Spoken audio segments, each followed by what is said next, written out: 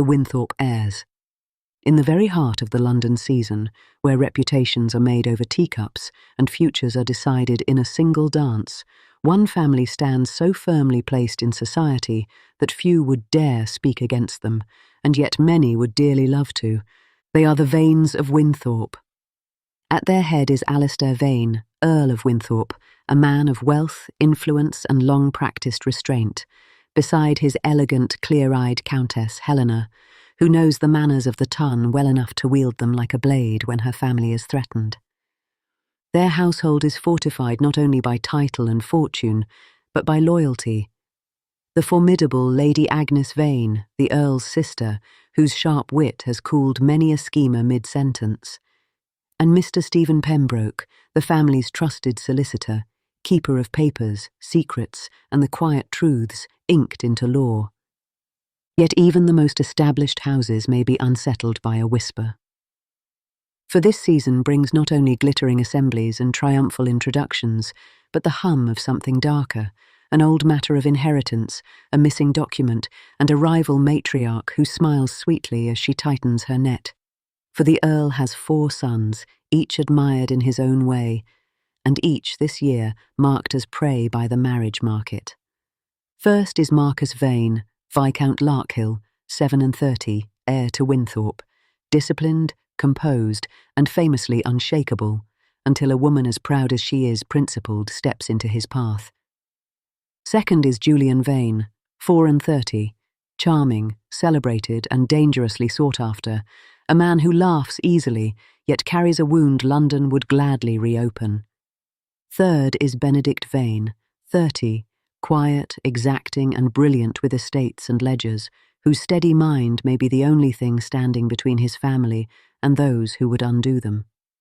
And last is Tristan Vane, 26, the youngest, the most openly charming, the most underestimated, and perhaps for that reason the easiest target of all. Their story begins, as so many do, beneath chandeliers and candlelight, amid dances and declarations, whispered threats and polished smiles, where love is never simple and a happy ending must be fought for with both heart and honour. And so, dear listener, if you will, step with us into the season. This is Book 1 of the Earl's 4 Sons, The Heir and the Untouchable Lady. Chapter 1. Chandeliers and Chessboards. London did not like uncertainty. It tolerated fog, tolerated rain, tolerated the occasional scandal, so long as each inconvenience resolved itself neatly into a story the ton could repeat over tea. But an unmarried heir of 37 was not a mere inconvenience. It was an affront. It was a loose thread on a garment society had decided must never show wear. So the season gathered with its usual splendour and its usual appetite, and it set its attention upon Marcus Vane, Viscount Larkhill, heir to Winthorpe, like hounds that had scented blood in a bouquet. Lady Quill's assembly was the sort of evening that made even the ordinary feel gilded. The street outside glittered with carriage lanterns reflected on wet stone. Inside, the air was warm with beeswax candles and perfume, the chandeliers throwing diamonds of light across mirrors and polished floors. Music rose and fell in graceful arcs, as if the violins themselves were coaxing confessions from guarded hearts. Marcus entered with his mother at his side, as he had done 100 times before, and with the same measured composure that society had come to admire and resent in equal measure. The Countess of Winthorpe, Helena Vane, was the rare lady whose elegance carried its own authority. She did not need to raise her voice to command a room. She only needed to look. "Smile at least once," she murmured as they paused beneath the light. "You look as though you have been summoned to court." "I have been," Marcus replied softly. "Courtship is still court." His mother's mouth quirked. "And you remain determined to behave as if you have never been startled by anything in your life." "I have been startled," Marcus said. "Once, when Julian attempted to ride a horse through the orangery." "Your poor father," she sighed, though her eyes gleamed with fond amusement. "He survived that, and yet I suspect it will be matchmaking mamas who finally do him in. Across the room they were already moving, mothers arranging daughters, daughters arranging smiles, and every young miss with ambition drifting like petals toward Marcus's orbit. He greeted the appropriate people, accepted polite admiration, endured the faintly hungry glances that spoke of portions and pedigrees. He had long ago learned to be civil without being captured. Then the current shifted. It was not loud, not dramatic. It was simply the way eyes turned as one and conversation softened into expectation. Lady Seraphina Harrowby had arrived. She was the Duke of Harrowby's daughter, and that alone would have ensured attention. Yet her rank was not the true magnet. It was her manner, a graceful restraint that suggested she did not enjoy being observed and did not fear it either. Her gown was ivory satin with a subtle sheen, cut with a confidence that did not require ornament. A single string of pearls rested at her throat. Her hair was arranged in a sleek knot, with a deliberate softness at her temples as if she permitted gentleness only where she chose. She moved as though she carried her own weather, cool, clear, untouchable. Marcus saw, as men always saw first, her beauty. Then he saw what unsettled him. The intelligence in her gaze, the calm discernment with which she surveyed the room, judged the danger, and chose her position with swift decisiveness beside Lady Agnes Vane. Lady Agnes, Marcus's aunt, was a legend in silk and steel. She had been known to end a rumour with a sentence and to reduce a pompous lord to silence with a raised brow. For Lady Seraphina to place herself there was a quiet declaration. She would not be taken unguarded. "Ah," his mother said, following his gaze. "Ah," Marcus echoed. "The Duke's daughter," the Countess murmured. "She is said to be difficult." "She looks composed." "Composure is not obedience," his mother replied. "Do not confuse them." Marcus did not reply, but he filed the remark away. He had known too many women whose composure had been mistaken for surrender. A movement near the musicians caught his attention, wine-coloured velvet, diamonds glittering like satisfied eyes.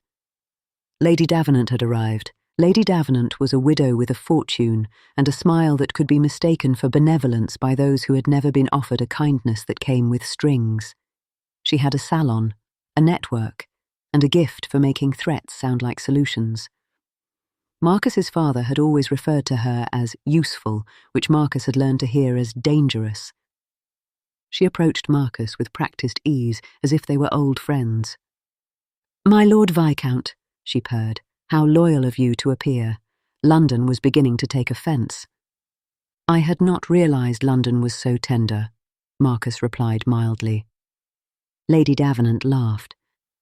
"Oh, it is tender in all the important places." She held out a folded paper. "This arrived at my house. By mistake, I am sure. It bears your family seal." Marcus accepted it, with controlled calm.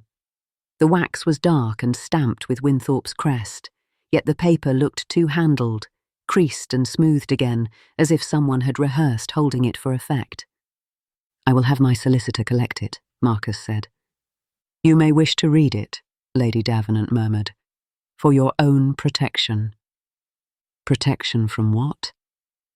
Lady Davenant leaned in as if confiding a secret. "From whatever it is, your family is so eager to keep buried." Marcus's spine stiffened. In childhood, he had caught fragments of old whispers, talk of a missing schedule, a codicil, a challenge dismissed. His father had swept the matter aside with disdain and money. Marcus had never thought the past could be raised like a weapon. Lady Davenant's smile widened, pleased by his silence. It would be such a pity if the Duke of Harrowby... A calm voice cut through her like a blade through ribbon. "Lady Davenant," Lady Seraphina said, appearing with such quiet precision Marcus had not even noticed her approach. "It is a discourtesy to threaten a gentleman while pretending it is kindness." Lady Davenant turned, eyes bright with delighted irritation. Lady Seraphina. How spirited. How honest, Seraphina corrected, her smile small and controlled. Spirited implies I do not know exactly what I am doing. Lady Agnes's hand rested lightly at Seraphina's elbow, not restraining, merely present, a reminder to anyone watching that Seraphina stood under protection. Marcus looked at Seraphina properly then. Her face was composed, her manner perfect. Yet there was a glint in her eyes that spoke of steel. She did not intervene to be admired. She intervened because she despised what was happening. Lady Davenant's smile thinned. We are all merely trying to protect ourselves. Then you should begin by protecting your manners, Seraphina replied. Lady Davenant drifted away at last, velvet and venom, leaving the air lighter, and yet strangely more charged. Seraphina turned to Marcus.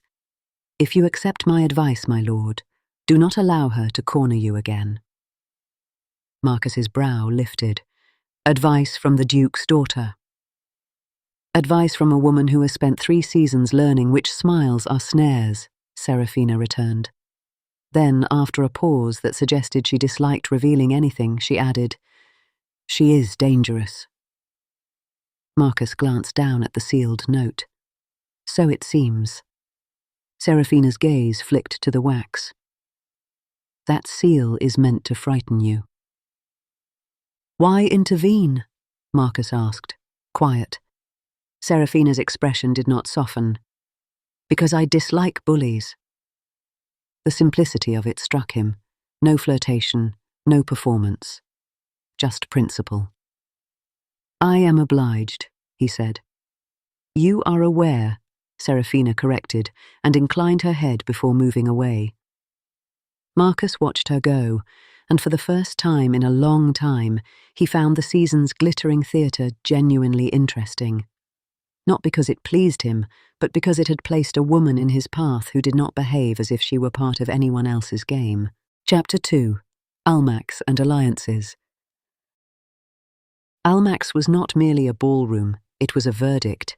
Its chandeliers hung like crowns, its patronesses sat like judges, and every footfall upon its polished floor echoed with consequence. A single evening there could open doors or close them for months. One rumour, repeated at the right moment, could make a woman vanish from invitation lists as neatly as if she had been erased from paper. Marcus attended because he understood power, even when he hated its theatre. He attended because Lady Davenant had placed a threat upon his family's name, and threats could not be permitted to breathe freely. He entered with Lady Agnes at his side, his mother gliding just behind, and felt the room's attention settle upon him like a cloak. Seraphina was already there. She stood beneath a chandelier, her ivory gown luminous against darker silks, speaking to an older lady with calm attentiveness. Her smile appeared when required, and vanished when it was no longer useful. She looked, Marcus thought, like a woman who had learned to endure admiration the way others endured weather. Lady Davenant appeared soon after, as if she could not bear to be absent when attention was at its peak. She approached Marcus with that same velvet ease and spoke as though offering a kindness. My lord, she murmured, London is cruel, whispers breed like rabbits. And you are here to sell me a fox, Marcus replied. Lady Davenant's laugh was soft. How droll. No, only to offer a remedy. I can stop this talk of codicils entirely. At what cost? Marcus asked. Lady Davenant's gaze glittered. Your brother. Marcus's jaw tightened. Which one? The charming one, she said sweetly. Julian. Cold anger pricked beneath Marcus's composure. Julian was not a bargaining piece. Julian was a man with a rare gift for lightness, and society loved to punish lightness.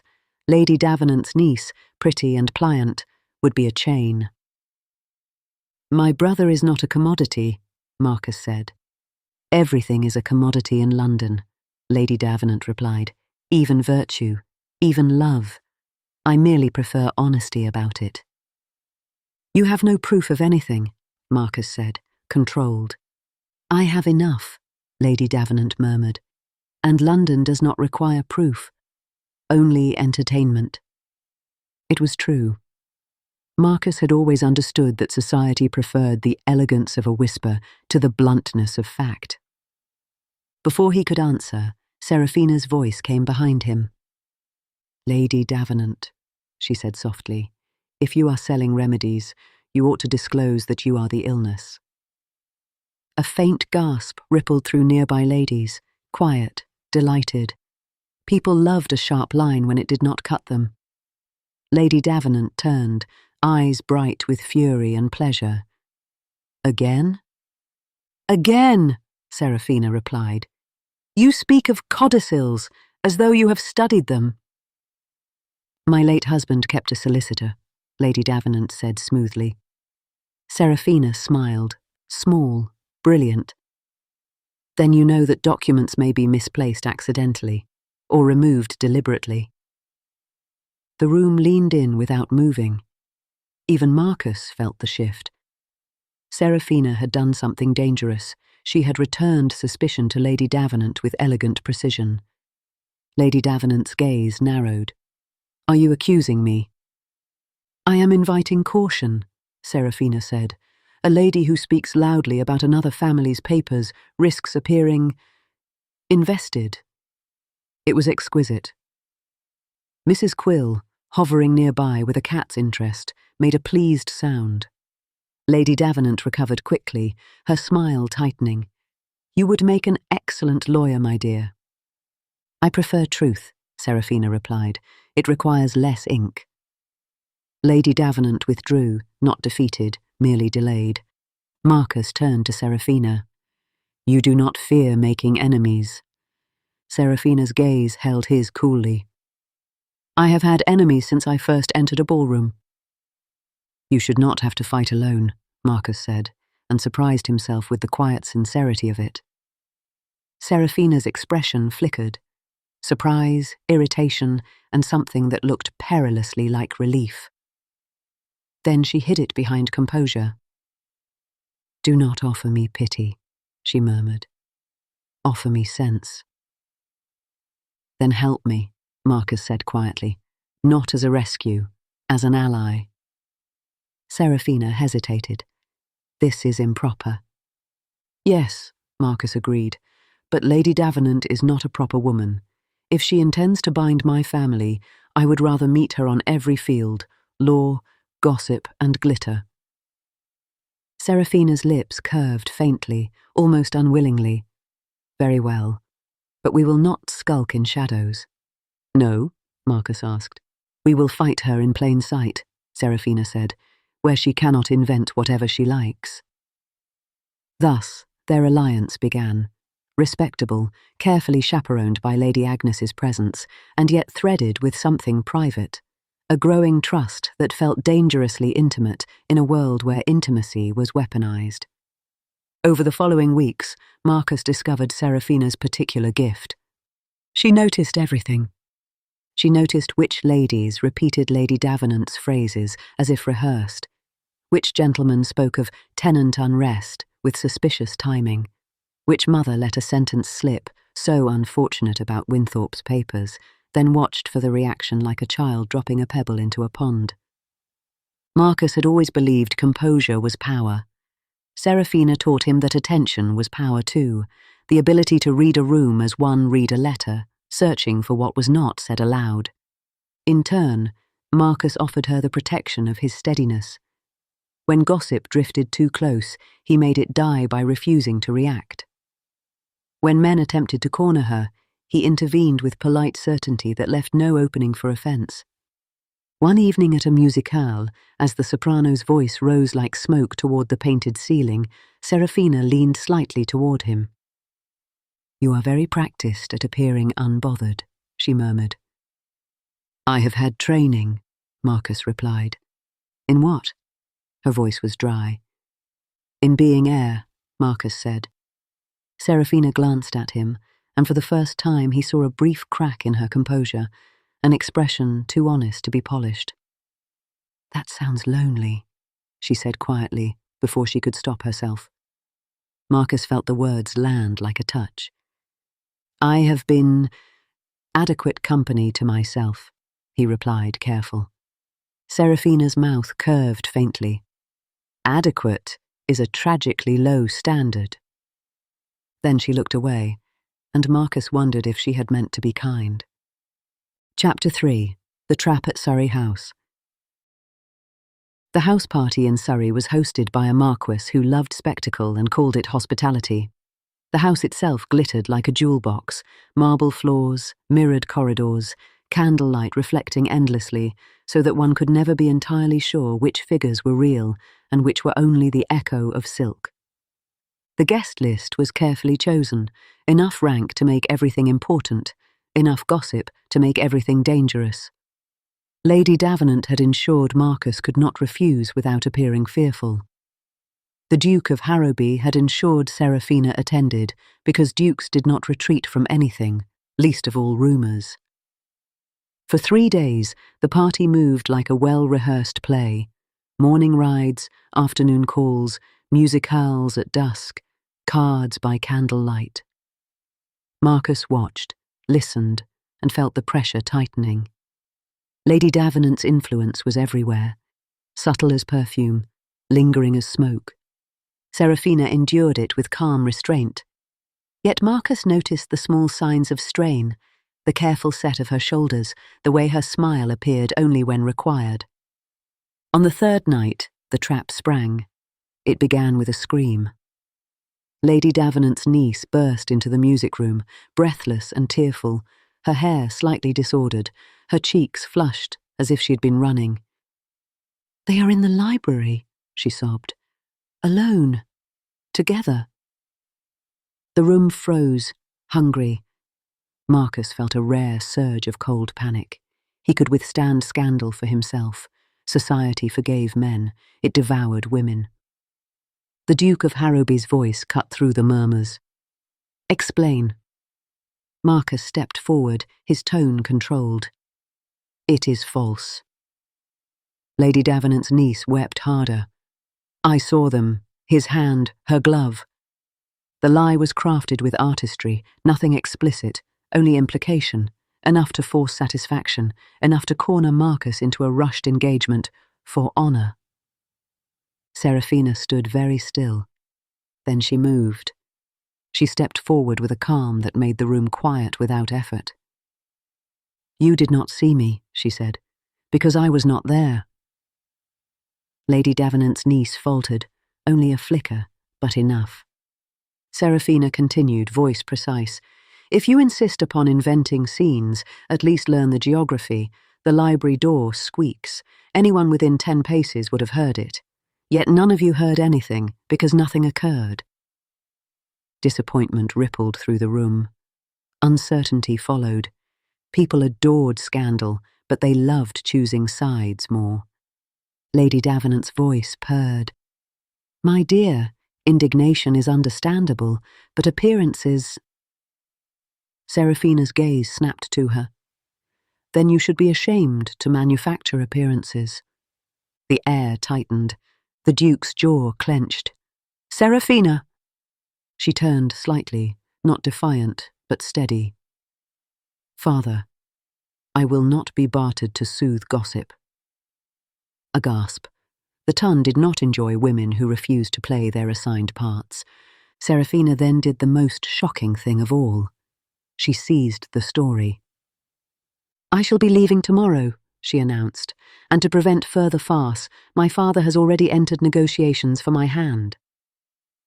The room erupted in murmurs. Relief and outrage warred across the Duke's face. Lady Davenant's smile sharpened with suspicion. Marcus felt the floor tilt beneath him. Negotiations? With whom? Later, Marcus found Seraphina in a portrait corridor where candlelight flickered over ancestral faces. Lady Agnes stood nearby, pretending to read a plaque with immense interest. Seraphina's expression was composed, but Marcus saw the faint tremor in her breath, as if it had cost her more than she wished anyone to know. "You announced you're to be married," Marcus said quietly. Seraphina's gaze held his. Not truly. You said it publicly. I said what was necessary, she replied, voice low. Lady Davenant wanted to force your hand. I refused. And what of what I want? Marcus asked, and surprised himself with the rawness beneath his calm. Seraphina blinked. What you want. Marcus stepped closer, still leaving the proper distance, still bound by propriety, yet something in him finally cracking through duty's hard shell. You think I am only duty, he said, that I can want nothing beyond what is required. Seraphina's breath caught. For one heartbeat she looked uncertain, like a woman who had spent years being untouchable and had begun to confuse it with being unloved. Then she recovered, sharp as a pin. Want is a luxury. And yet, Marcus said, voice rougher, you have been fighting beside me as if you believe in it. Seraphina's gaze dropped for the first time. When it rose again, it held a pained steadiness. This is not the moment, she whispered. No, Marcus agreed softly, because you have just given the world a story in which you belong to someone else. Seraphina's voice lowered, fierce and soft at once. Then write a better one, my lord. She moved away before he could stop her, leaving Marcus with the ache of an unfinished sentence lodged in his chest. Lady Agnes approached at once, her expression unreadable. Well, she said, that was a delightful little ambush. You knew, Marcus said flatly. I suspected, Lady Agnes replied, but I prefer to see a villain commit the sin before I choose the punishment. Marcus's jaw tightened. This cannot continue.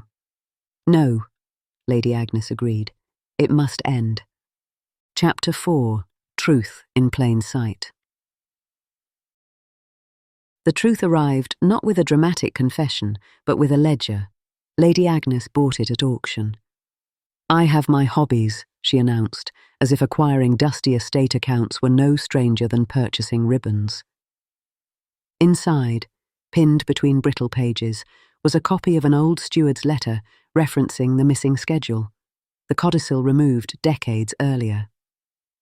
It named the man who had taken it, a cousin of the previous Earl, long dead, whose widow had remarried into Lady Davenant's family line. Mr Pembroke, the family solicitor, unfolded the paper with careful hands. His face grew grave. My lord, he said softly, the codicil was taken, not lost. Marcus felt cold clarity settle over him. And what does it say? Pembroke swallowed. It confirms the inheritance. It protects your legitimacy against an old accusation. It makes clear that the original challenge was void. Marcus stared. Then Lady Davenant has been threatening us with a weapon that cannot harm us. Lady Agnes's smile held no warmth. No, my dear boy. She has been threatening you with your ignorance. Marcus rose. Then we end this. Lady Quill's salon was the perfect stage. It was there that reputations were picked apart and reassembled. There that gossip became law simply by repetition. Candlelight warmed velvet chairs. Laughter drifted like smoke. Mrs. Quill presided with feline satisfaction, delighted by the promise of something dramatic. Lady Davenant arrived confident, wine velvet and diamonds, as if the room belonged to her. Seraphina stood beside Lady Agnes, her expression composed, her eyes watchful. The Duke of Harrowby hovered near her, a man attempting to be both protector and commander. Marcus waited until the room was full, until attention was thick enough to be shaped. Then he stepped forward. My ladies, gentlemen, he said, voice calm as winter. Winthorpe has been discussed as if it were a public amusement. I regret that I have allowed it. Murmurs rippled, excited, predatory. Marcus held up a paper. This is the codicil that has been referenced in whispers. It confirms the Winthorpe inheritance and exposes the attempt to conceal it. My solicitor will submit it tomorrow. A collective inhale. Lady Davenant's smile faltered. "Where did you obtain that?"